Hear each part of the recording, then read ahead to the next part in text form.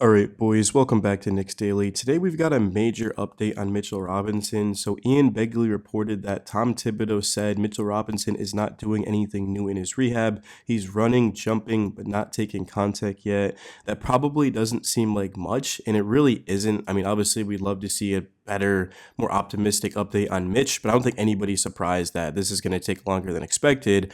But his next tweet definitely is going to stir something up in your guys' mind. It's pretty clear to me something went wrong with the rehab or the surgery. I don't know any details, but based on timeline, something had to sideways. Thibodeau isn't going to share those details, though. Coaches don't usually divulge that stuff. So Ian Begley apparently thinks that something went wrong with Mitch's rehab or surgery, and it's very, very difficult for me to disagree with him. I mean, Mitch was supposed to be back in December, and then it was January, and now it's February. And because there's no updates saying that, oh, look, he's running, I mean, when is he coming back? And teams have called the Knicks to trade for Mitch, but they want to see him come back and play first, as they should. Why the hell would you trade for Mitchell Robinson, who's owed what, 12, $13 million next season when he hasn't even hit the court? For all we know, Mitch could be very, very bad when he comes back. He could be very, very good. Who really knows? But it's kind of a gamble too. And for the Knicks, there was a report that came out this morning saying that, here, I'll read it to you guys so you know it's exact.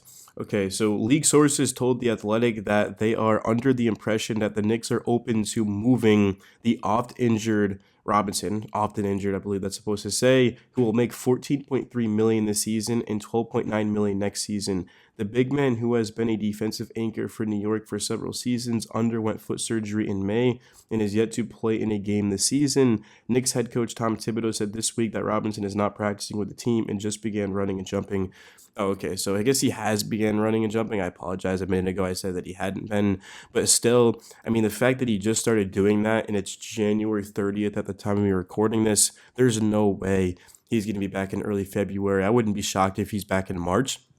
And the trade deadline is coming up. So the Knicks are going to have to make a decision. Basically, it's, do you trade Mitch when his value is at an all-time low? If the offer is there, I think the Knicks should. Like, if they can get Chris Boucher, Jonas Valanciunas, Walker Kessler seems like a huge stretch. Even if you have to do Mitch some seconds, maybe you throw in a Tyler Kolek or you throw in a Bacom Dadier, I would personally would do that just because we know how hard it is to win a championship. I mean, the Knicks haven't won a championship since 1973, which is just ridiculous. That was a very long time ago. It feels like right now the Knicks are playing their best ball.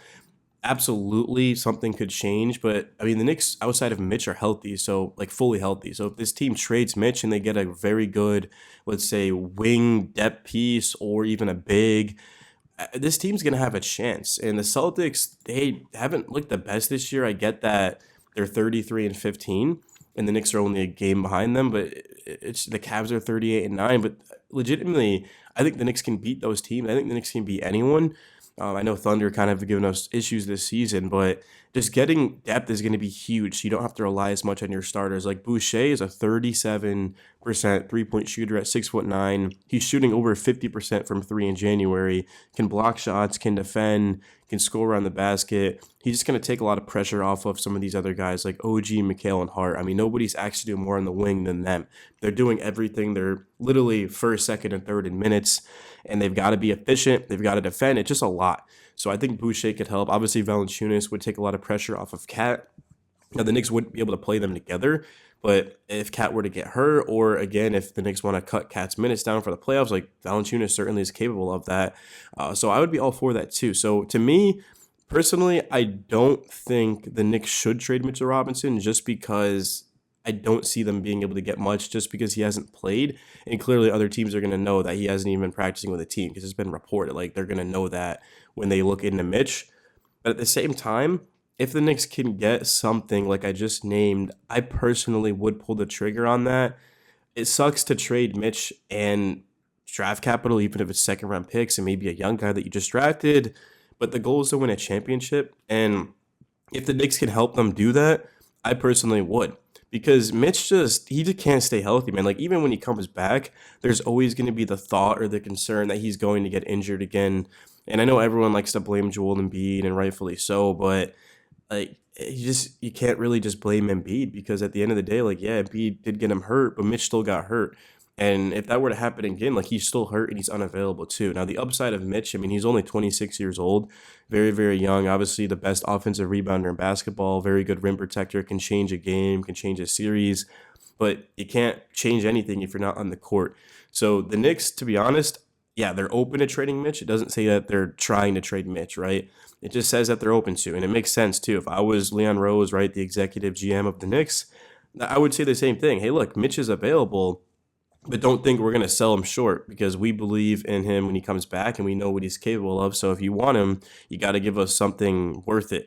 And yeah, I don't see the Knicks personally just trading Mitch for some random guy, right? To get his contract off the books. If anything, the Knicks realize that when he comes back, well, hey, look, we're 32-16. We're 6.5 games behind the number one seed, and we've got Mitch coming back. Like we feel very, very good. The goal for the Knicks was to get a top four seed. You get a top four seed, you get home court in the first round. Okay, then you're probably on the road the next two series, but you realize that we've got our best bench piece, a guy who shut down Embiid in the playoffs. So, yeah, personally, I'm just kind of 50-50. I'm kind of frustrated and just sick of Mitchell Robinson getting pushed back and back and back, but I feel like it will be worth it. And it'd be a lot different too if the Knicks were like the seventh seed. Like if the Knicks were 23-23 and then a bad update just came out in Mitch, then maybe I'm thinking, hey, look, we need to get somebody right now to try to help us out. But the Knicks aren't. They're 32-16, which is what? I'm trying to think of the percentage in my head. I think that's 6-7, right? So that would put the Knicks at the fourth best team in basketball, literally in a game behind being the fourth best team. So the Knicks are a top five team statistically in the league. Why exactly would you go out there and just mess that up, right? Especially when you've got reinforcements on the way. So I probably don't think the Knicks will trade Mitch. I think they'll just wait until he comes back. And it will be interesting to see what they do with Mitch and what they do with Cat, because both of them are 7-footers. Gobert and Cat worked, but it's clear that Cat at the 5 is just best for everyone. One, statistically, he's the best he's ever been in his career. He's starting the All-Star game for the first time. But it's also the fact that if the Knicks want to beat the Celtics, which is why they traded for Cat, which is why they got Bridges, why they re-signed OG, like the Knicks constructed themselves because the Celtics just won the championship fairly easily and they wanted to match up well with them. So, I mean, yeah, why exactly would they put Mitch and Cat out there? Originally, I was thinking, yeah, Mitch and Cat are going to play together, but there's just no way that happens. Like, it's just too risky.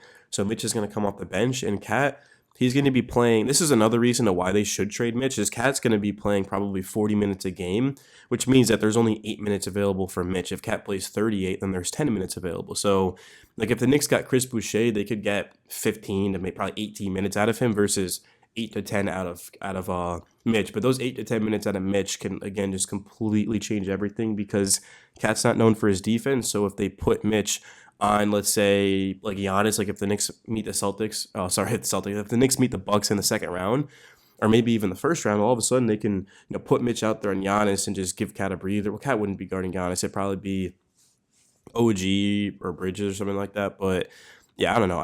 We'll see what happens, man. But I feel like we've been talking about this for months. I mean, I really don't think the Knicks are going to trade Mitch, but if they do, it'll be interesting to see what they get. But yeah, I'm out, guys. Peace.